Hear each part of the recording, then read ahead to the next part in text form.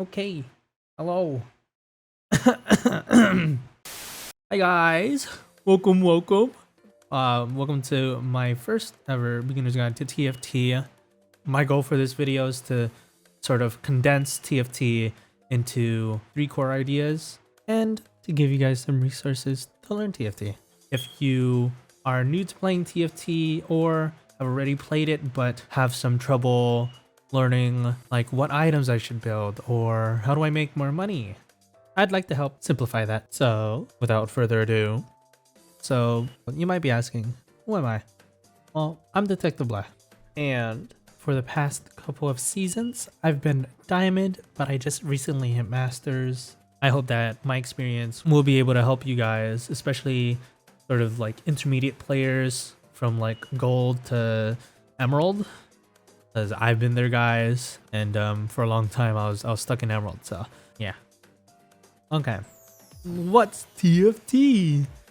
Essentially, Teamfight Tactics is a auto chess strategy game where you compete against 7 other players. So it is a 8-player free-for-all, and whoever builds the strongest team and outlasts everyone else wins the game. You know, you might be asking yourself, why should you play? First, there's just amazing art and music that the development team of TFT put into the game. As you can see right now, this Inkborn Fables, it's very pretty. Most importantly, if you're a big fan of League of Legends, you're either like deep in like the shit or you're having the best time of your life. It uses League of Legends lore and champions, and it even introduces new legends occasionally. Like once we had Silco from Arcane as a champion that you can buy and use in your team. We also had just a whole bunch of dragons, which was pretty cool. Before, you know, if you're at this point and you have seen the game and you're interested in playing, or you're not sure what you should expect from the game and you'd like to see before you even download the game yourself, I suggest it's both to save you time and to see if really TFT is for you, or if your friends are trying to gaslight you into playing TFT. Me.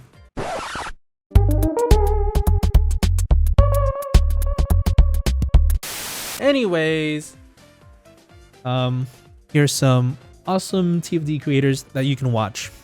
Amazing videos that sort of display the fun of TFT. So I think the top ones that I recommend would be Mort Dog, who is the face of like the TFT development team, and it's very rare that you get like such a big presence from a game development team who like streams and puts out content. He's super fun, chill, and he has a lot of different insights into the game.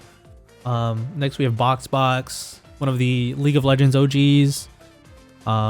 He's transitioned to TFT, and his videos are very like content pilled, so it's very fun. He's more on the like more competitive side, but he's still very accessible, and his videos have a lot of editing value that sort of introduces the set mechanics and what the champions do if it's the first time you've ever seen them. So Box videos are very good for learning what each unit does.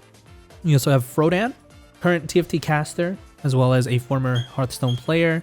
TFT shares a lot of similarities with like card games. Some people like to call like different team builds that you can do like decks. You'd be pretty surprised at how much people can bring from card games into TFT. But Frodan puts out really well edited videos that are also beginner friendly, and he's really eloquent at explaining like what's going on and how like sort of like the players approach the game. It's I will admit it's a little hard to learn any deeper concepts besides like the fundamentals, but if you know nothing about TFT, Frodan is also an amazing channel to watch. Next we have Shirko. He's one of the primarily for fun TFT streamers. He's really funny. His catchphrase is like, "Brother man, oh you must be kidding, brother man." It says brother man a lot. He's really funny. So if you're into brother man, I can't recommend him enough. Really funny. We have Keen TFT. He was a former pro player for TSM, for League of Legends, and he just has a really chill and comfy vibe. Like you know, usually when you see like pro players, they're very hyper focused, but Keen is very calm and relaxed, which is a rarity in the TFT community. I recommend him if you want to chillax and watch some TFT without getting too caught up in the sauce, you know? Last but not least, any high elo streamer or just player in general. So some of the most prolific names are Dish Soap, Goobums, K3 Soju, Emily Wang, Appies. There's a lot of them. Press Event, Milk.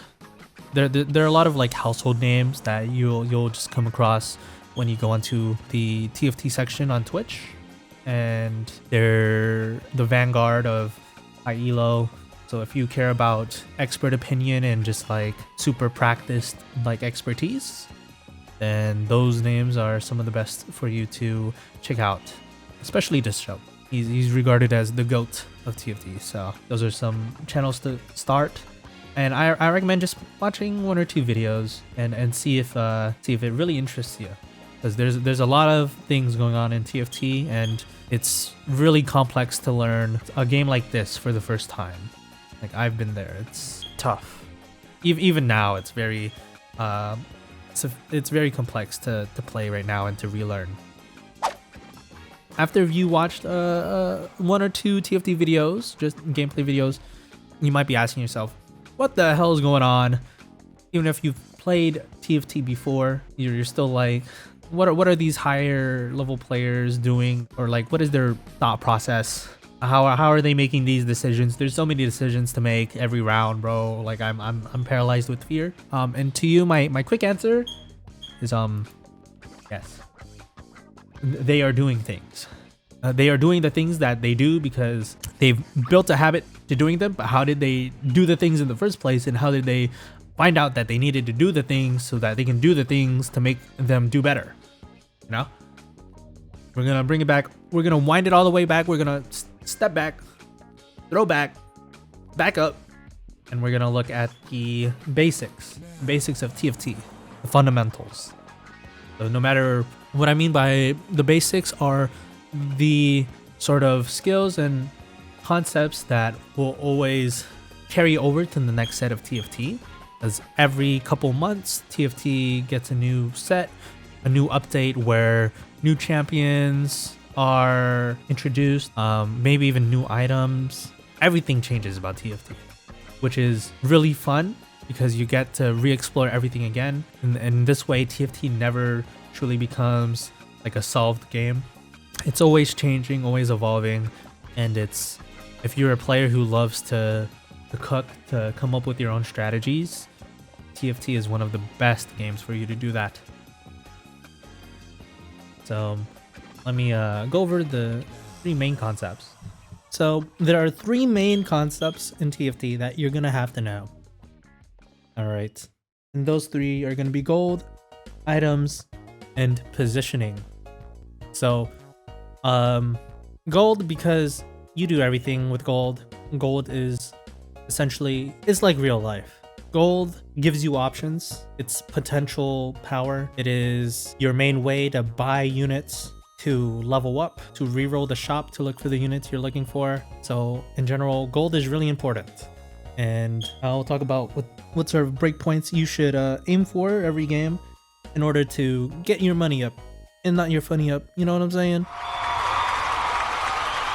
The second main concept is going to be items. So in this game, a lot like League of Legends, the items that you are dropped or the items that you are able to build give you the majority of your power. So in this game, usually you play teams or compositions based on the items you're dropped rather than you shape your items based on the team you're playing, if that makes sense. Now, there are some types of items that are flexible and work in both teams. But for the most part, most champions have their own, what we call best in slot, BIS, and other ideal items that help them deal more damage or they reach a certain breakpoint. For the most part though, every completed item on a champion increases their power level. Main concept number 3 that we'll be talking about is positioning. So a lot like traditional RPGs, You think tabletop, you think MMORPGs. In TFT, the same principle applies of having a balanced team composition. Now, what do I mean by that? Well, you wouldn't put your damage dealers, your squishies, in front of your tanks, would you? Positioning your units is all about trying to make the most out of your own champion's abilities while mitigating the effect of your opponents. So sometimes that's the fine detail of positioning, but today in this video I'll talk about the general rule that you should follow that works for almost every comp that has frontline and damage dealers. Yeah, I think that's about it. Okay. So the first concept, economy. Gold is your lifeblood. It's your everything in TFT. It lets you buy units, level up, reroll your shop, and essentially, if you can master the basics of generating good economy in the early to mid game, you'll find a lot of success over other people who don't have the basics down, because you'll simply just have more gold to roll, to level up. And as you level up, your odds of seeing better, higher rarity units goes up. And in general, the team with the most expensive board, typically the team with more gold on it, has more strength in general. And typically they win fights over teams that don't have as much board strength. So examples of having lots of board strength through gold value on your board includes having a lot of upgraded 4 and 5 costs, because while lower rarity units are more common to find and easier to upgrade, typically their stat line and their abilities aren't as high impact or high value as 4 cost or 5 costs. So in general, you want to have a strong economy early game because it'll snowball you by making interest, and by making more gold, you get more opportunities to decide whether you want to level up and roll for higher cost units or re-roll your shop a couple times to pick up some upgrades and strengthen your board. So in general, every 10 gold in your bank equates to 1 interest that you gain per round. The base amount of gold you earn in a round is 5 gold after each player combat and PvE round, and the maximum you can earn is up to 50 gold or 5 interest a round. At 50 gold in the bank, you'll be earning 10 gold per round, excluding any other effects like win streaks or loss streaks, and essentially you'll be making twice the amount of gold sitting at 50 gold than you would be sitting rolling to 0 every turn. So economy, especially early on, is very important. Since economy is the most important, there's a rule of thumb that you should be making your first 10 gold as soon as possible. Because once you get to 10 gold, then it makes it a little easier to get to 20. And once you get to 20, it'll only take you 2 turns instead of about 3 to make it to your 30. And after that, it'll only take about 1 turn each. Second concept I want to talk about are items. For those of you who have already played TFT, as well as people who are coming from League of Legends, items should feel a little familiar to you. So items are separated into 2 main categories. First, your most basic form of an item is a component. So they come in the shape of maybe a sword, a bow, a chain vest, a cloak, etc. These give you just a tiny amount of base stats that are associated with their use. So for instance, a chain vest is an armor item and it gives you more physical damage reduction through armor. A sword is a damage item that boosts your attack damage so you do more physical damage. And a tier is a mana regeneration item that helps your champions cast more often and cast faster. But all of these items, they just give base stats. So for a sword, it's a percentage of AD, not too much. I think it's about 10%. For the chain vest, it's about 10 or 15 armor. And for the tier, I believe it's 10 mana. Now, once you take those items, those what we call components, we have what are called item recipes. Now, they're not as complicated as they are in League of Legends, where there's like 5 different components leading into like one, like a mythic Instead, in this game, an item recipe only consists of 2 items. Now you can combine items to make a new completed item, dragging them onto the same champion at the same time. And usually when we complete an item in TFT, it's called slamming an item. Slamming refers more to completing an item in the early stages that you can use for the rest of the game, trying to play your strongest form of your board even though it's in its early stages. And in general, a completed item will always give you more benefits and more stats than 2 uncompleted items distributed on different characters. So there are, I think, about 8 or 9 different item components, and you can combine them with themselves or with a different item component to make a whole new item. So there is a bunch of different items, as you can see from the item cheat sheet, and I do not blame you guys. It is super confusing to learn. What I have for you guys on the top right is not the current set of items. This is actually set 7, which was about almost 2 years ago, but most of the items have stayed the same. I am just showing it to you guys to show you an example of the numerous amount of combinations. But do not fret, I'll show you guys a nice in-game resource that'll help you decide which items you should build for your characters. Going a little more in depth into what type of items there are, items are split into 3 categories. One, you have the damage or carry items. These are your attack damage, ability power, attack speed, mana generation, and critical strike sort of items. Secondly, champions can hold up to 3 completed items, as you can see on the graphic. And based on those 3 completed items or 6 item components, it usually steers you into the carry that you'll play for that game. So if you have mana generation into ability power items, your best bet is to play some sort of ability power carry. Usually they are what we call AP casters. They deal most of their damage by casting their spell. On the other hand, if you have 80 items in attack speed, typically you're going to want to have a attack damage carry. They're similar to their counterpart in League of Legends, very consistent damage, and most of their damage comes from their attacks rather than their spell. In general, damage is the most specific and inflexible type of item you can make. So keep that in mind when you are experimenting for your first few games, or maybe you're watching some gameplay. Just take a look at what type of items that people prioritize, that people like making from their first 3, and experiment, really. The second category of items that you have in TFT are tank items. Now, tank items are just as important as damage items, but they're much more flexible because you can put them on any tank and they'll be just as effective. Tanks are usually going to be the backbone of your team, and as long as they stay up, your team can continue outputting damage. So in TFT, a lot of fights are determined not by how much damage a team can put out, but by how long a frontline can outlast the enemy's damage. Now, of course, if you don't have any damage at all on your team, you're gonna have a hard time.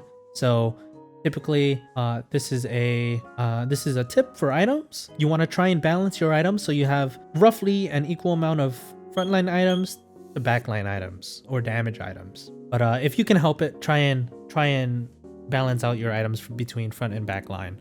And in general, you'll want to stack all of your tank items onto 1 tank, or a total of 3 tank items, because items in TFT stack multiplicatively. So if you have 3 items on a champion, they won't be just 3 times better.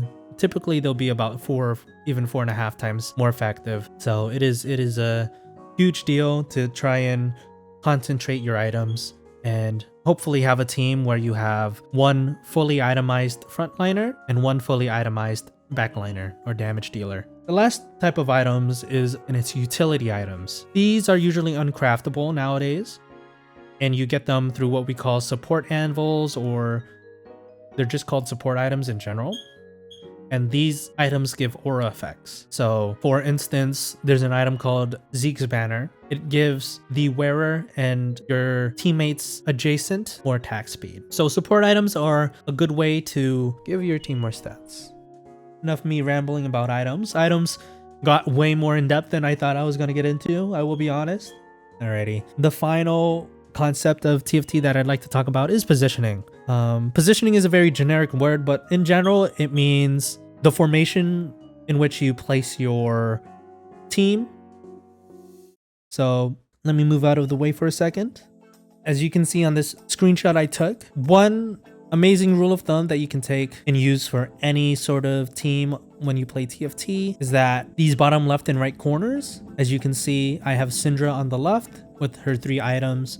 I have Lux in the bottom right. These 2 corners are typically the safest places you can put your carries because they are usually the last targeted hexes for the enemy team.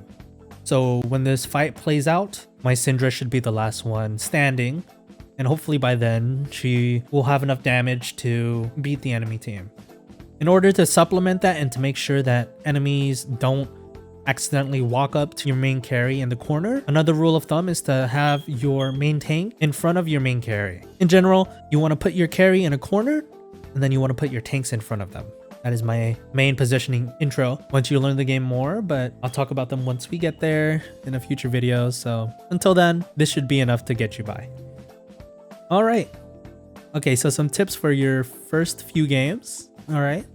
So 1, when you're new to a set and you don't know what anything does, and this applies to honestly any sort of game at all, try and buy every unit that you don't recognize, that you haven't seen before, that you want to learn about, and look at their stats and their abilities. In order to do that in TFT, once you've bought them from the shop, you can right click on the champion you want to learn about, right click on them, and then there should be an info panel on the right side which tells you their traits, the type of champion they are. They could be a tank, a fighter, a carry, and the recommended items that you can put on them. It should increase their effectiveness. So that is a good way to also learn about which items you can build and what items are good for AD carries versus AP carries versus tanks and so on.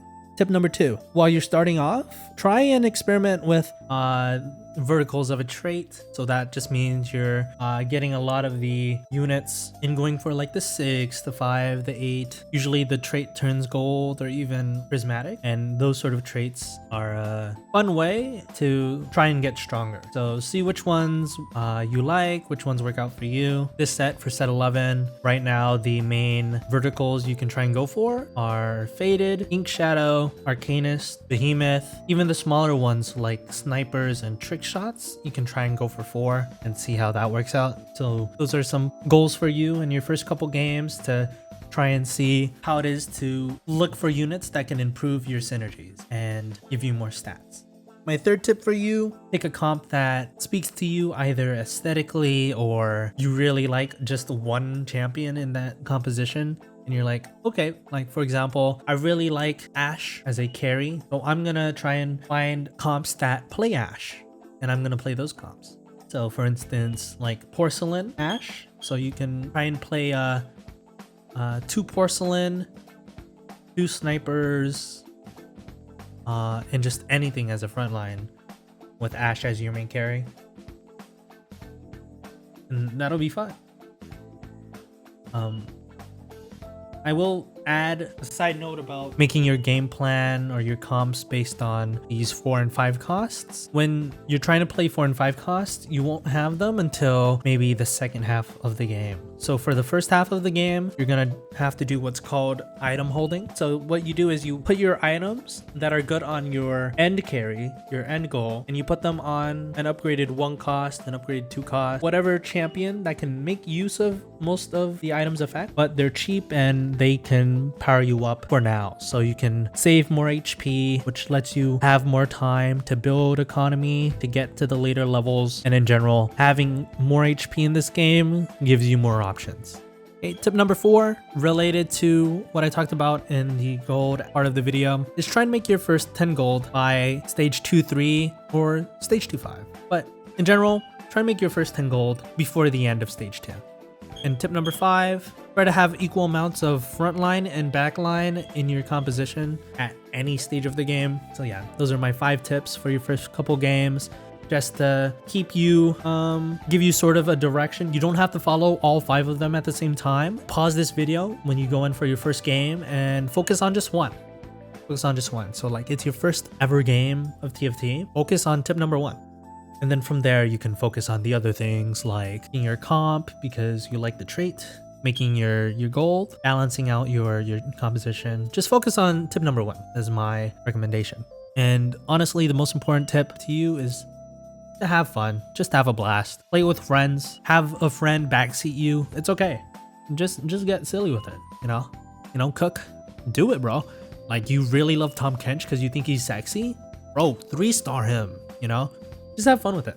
Don't worry about the people who are min-maxing or the people who are telling you that you're playing the game wrong. You know, they should be focusing on their own game, first of all. And second of all, who asked? Anyways, if you're ever having trouble and you don't know how to move on or like what to learn, you know, that's okay. You know, you might say, I want to learn more, but I don't know where to look. That's where these videos come in. This is the main reason why I wanted to make this video, is because I just want to recommend some videos. The first video, how to get better at TFT as a beginner. I love the way that he sort of takes it from a new player perspective, but not necessarily a newbie perspective. So he explains all the different parts of TFT as a whole. So items more in depth, mechanics that go into combat, and how gold works, augments, which I skipped for this video for now. Explains it very well. So I'll leave the first video and the second video in the description. It's much more in depth. It's about 40 minutes. Do give it a watch. I think it's very, very informational and he's very good at speaking. I think you can leave this in the background and you'll be able to learn and absorb all the information that he's going through. And the second video I want to go over is a video about economy. He explains it in much more detail than I can ever do it, with a lot more visuals and graphs and data. It shows you the effects of win streaking in the early game versus lose streaking, how much gold you get just from that first stage. And it also talks about the main leveling patterns that you might have for different types of compositions that you might play. But yeah, that's the end of the video. I hope it wasn't too long. I'm just gonna leave you guys with this last page with a whole bunch of art. You know, because I just wanted to just look at all the different arts, all the pixel detectives, the goofy detectives, and the happy detectives. You know, just comfy. Yeah. Okay. Catch you later. Bye. Here. Mahala. What is it? Like the Hawaiian mahalo? Oh, kumbaya.